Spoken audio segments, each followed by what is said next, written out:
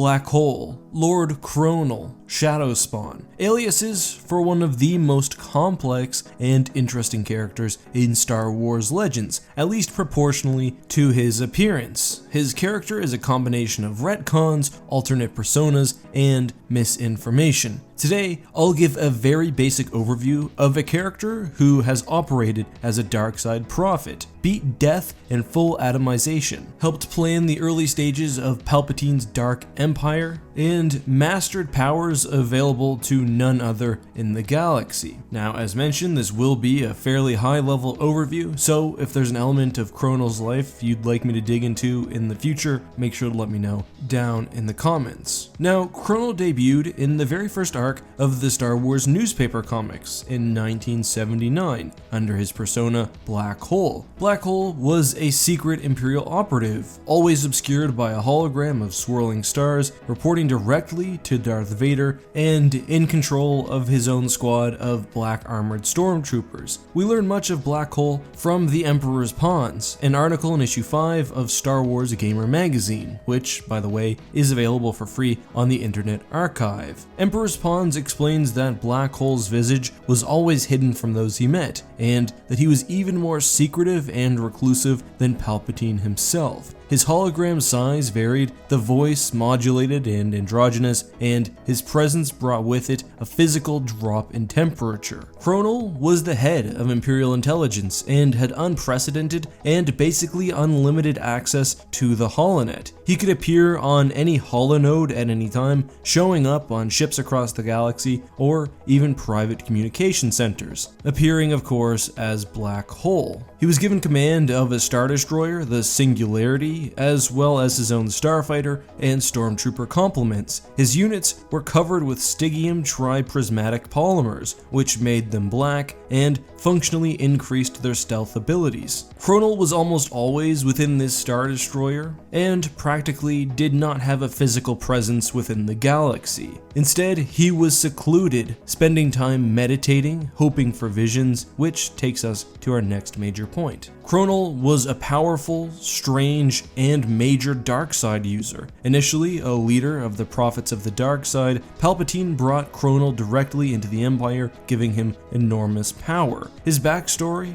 before his time with the Prophets, is largely shrouded in mystery, but he may have been born to a Dathomiri Night Witch and was definitely raised in the unknown regions by the Sorcerers of Rand. Here's a nice quote from the Shadows of Mindor. Deep in the area ignorantly described by the Old Republic and the Empire as the unknown regions, there was a vast cloud of dust and rock and interstellar gas that pulsed with a bloody and forbidding scarlet glow as it radiated away the energy of 12 stellar clusters within. This was the Paran Nebula. The 12 clusters that it surrounded were known collectively as the Nile Retreat. The absolute rulers of the Nile Retreat, dreaded masters of dark magics beyond the grasp of even the Sith, were the Sorcerers of Rand. The Sorcerers of Rand were the only family Kronole would ever know. The Force-sensitive not only learned unique and powerful techniques as a child, but as he grew up, gave away his physical desires and aspirations and submitted totally to the dark side. His loss of humanity was accompanied by the ravaging of the dark side. His body made weak, failed, and decrepit, which is why he always presented as Blackhole. However, his mind was also affected, and the more he learned, the deeper this insanity became. Not unlike Jason Solo, Kronole went on a sojourn of the Force, studying obscure and esoteric powers, ultimately becoming more nihilistic as he continued to absorb as much information as possible. He became a master of the Dark Shear and Dark Sight techniques,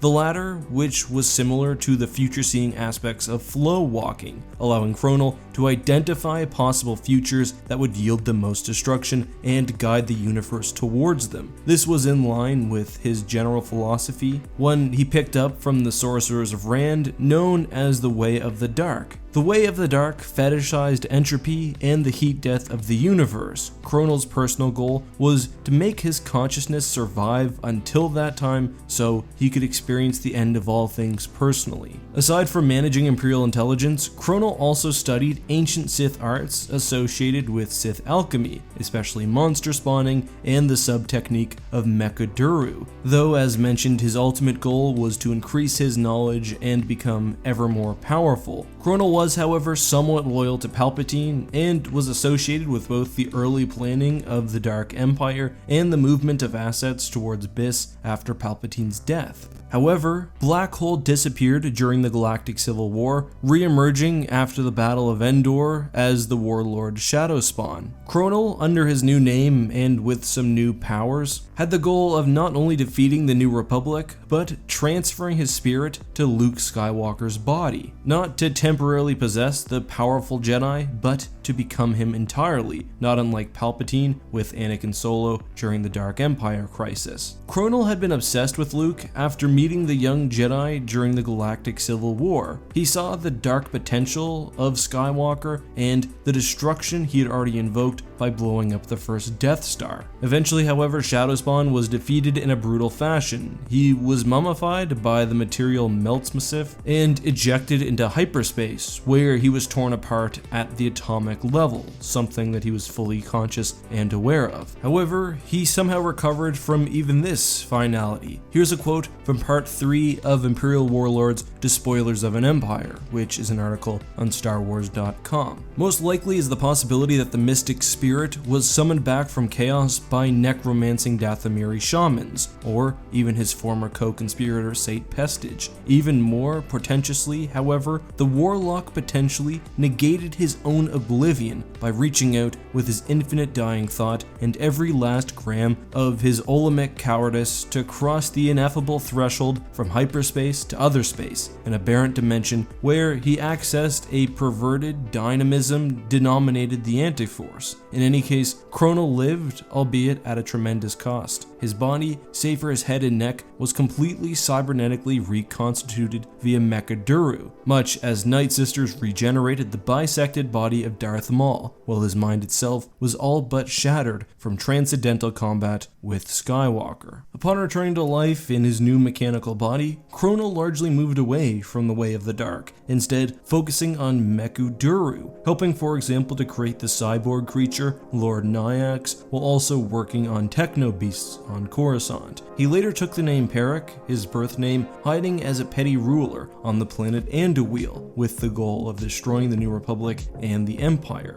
Kronole was able to infect Luke's mechanical hand with Mechaduru when the Jedi was visiting the planet as a representative for the New Republic. However, he was unable to control the rampant technology and was destroyed in the process, for good this time. And that, my friends, is a very broad overview of Shadowspawn, Blackhole, Lord Kronole, and more. Again, an interesting character who was really made out of several different stories, retconned to be one. There's more we could talk about, including his daughter Saris, who appears in Dark Forces, and the way he interacts with that story generally, but we'll save that for a different day. Today's question of the day is one I've gotten a bunch because I've been posting some Empire at War videos. It's a pretty basic one, but I've got this just so many times I want to answer it. It's how do you move the camera around, and not just side to side, but vertically in any direction you want, really. It's pretty simple. You hold control and you click the middle mouse button. If you have a question, probably more on topic, that you'd like me to answer in a future video, make sure to leave it down below with the hashtag AskEck and subscribe with notifications on so you don't miss out when I answer your question. Anyway, as always guys, this has been EckhartsLadder. Have a great day and may the Force be with you.